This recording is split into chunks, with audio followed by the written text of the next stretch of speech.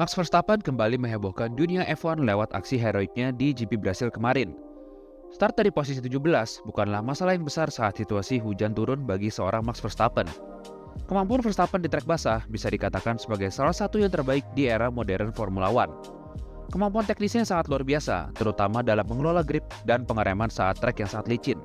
Ketika pembalap lain kesulitan dalam menjaga mobilnya tetap berada di trek, Verstappen seolah-olah punya insting khusus terhadap limit dari mobilnya dan tahu bagian trek mana yang memiliki grip yang bagus untuk memaksimalkan performanya. Menang dari posisi 17 dan mencatatkan 17 kali fastest lap adalah bentuk mental juara seorang Max Verstappen, apalagi saat kondisi trek basah. Semua tekanan ada di pundaknya karena ia start dari posisi 17 dan kompetitornya yaitu Norris start dari pole position, di mana Verstappen harus memaksimalkan perolehan poinnya agar tidak kehilangan poin terlalu banyak. Tekanan ini disebabkan karena Verstappen harus memaksimalkan perolehan poinnya agar tidak kehilangan poin terlalu banyak ke Norris.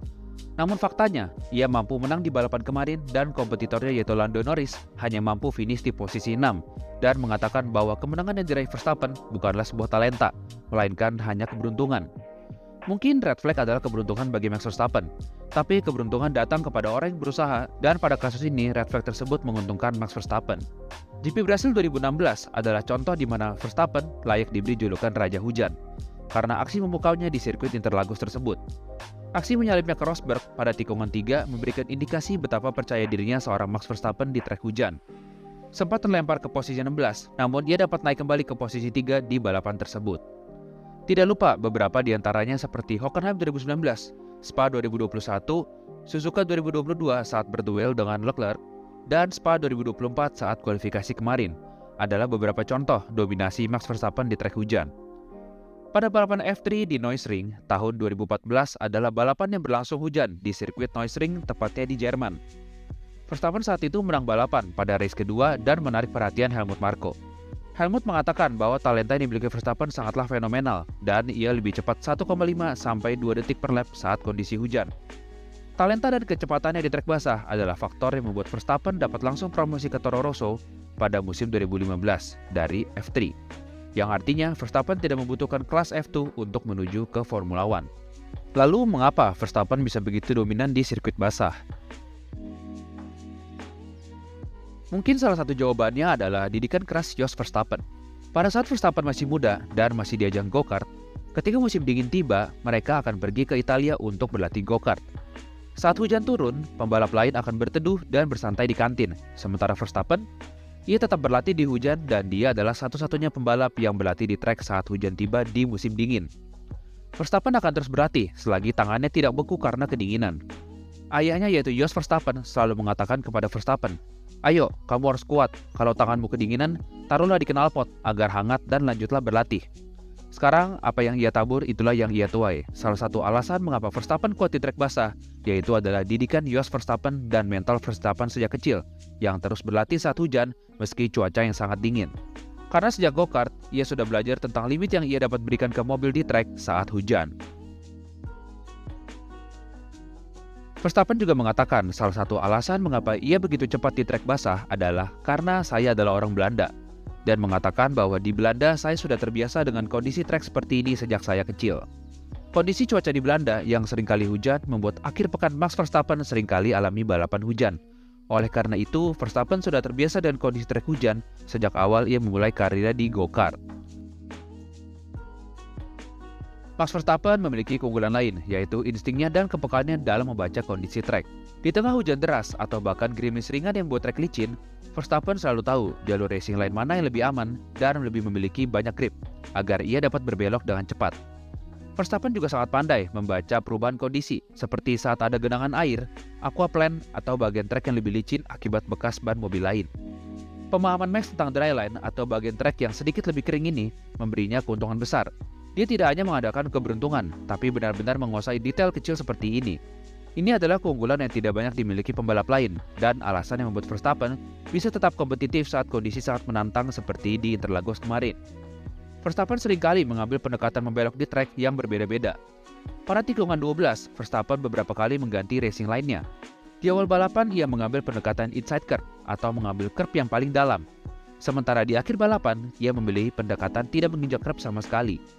Keduanya pasti memiliki tujuan yang berbeda. Yang jelas, pendekatan tidak menginjak kerap adalah pendekatan yang dilakukan mayoritas pembalap di balapan kemarin. Verstappen juga mengatakan bahwa late break adalah salah satu keunggulannya di balapan hujan. Pada balapan kemarin, ia beberapa kali melakukan late break seperti manuver yang ia berikan ke Ocon, Piastri, Gasly, dan Hamilton. Late break juga diklaim Verstappen dapat membantu menaikkan temperatur ban karena rem yang panas. Naiknya temperatur ban dapat membantu ban lebih panas dan memiliki grip yang lebih banyak. Verstappen juga mengatakan bahwa terkadang ia lebih nyaman dengan ban hujan yang bekas ketimbang yang baru. Karena terkadang permukaan ban yang baru lebih keras atau lebih kaku ketimbang ban bekas.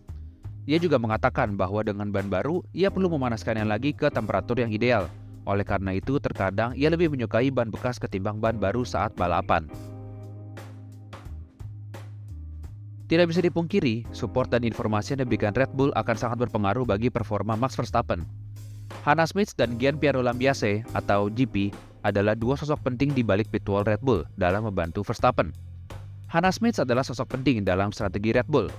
Sebagai head of strategi Red Bull, Hannah memiliki peran vital dalam menentukan keputusan pit stop dan strategi balapan yang seringkali mempengaruhi hasil balapan secara signifikan lewat strateginya. Pada balapan kemarin, pemilihan untuk stay out dan mementingkan track position adalah salah satu contoh pentingnya sosok Hannah dalam strategi Red Bull dan kemenangan Verstappen. Sementara peran GP, sebagai seorang race engineer bagi Verstappen, tugas GP adalah orang yang memberikan informasi terkait kondisi track, pace pembalap lain, serta informasi-informasi penting terkait performa dan gaya balapnya di track. Pada GP Brasil kemarin, GP juga berperan penting dalam memberikan masukan dan membuat Verstappen agar tetap tenang dan tidak gegabah. Setelah crash yang dialami Carlos Sainz, GP memberi radio ke Max yang mengatakan, "Kamu lihat kan, ini semua bisa terjadi. Tolong tetap fokus, tenang, dan tidak gegabah. Masih ada 29 lap lagi kok." Meski terdengar informasi yang biasa saja, namun ini penting untuk mengingatkan Max Verstappen agar ia tidak melakukan manuver yang beresiko. Karena salah kalkulasi sedikit saja, maka kerja keras Verstappen naik ke posisi 2 sebelum menyalip Ocon tidak akan ada artinya. Karena Verstappen terus-menerus mencatatkan fastest lap di akhir balapan, GP tidak segan untuk memberi nasihat ke Verstappen untuk tolong main aman dan tidak mengambil resiko. Masukan seperti inilah sangat penting untuk seorang pembalap agar tetap tenang saat balapan. Pada saat hujan, keberanian, komitmen, dan mental sangat diperlukan saat melibas trek.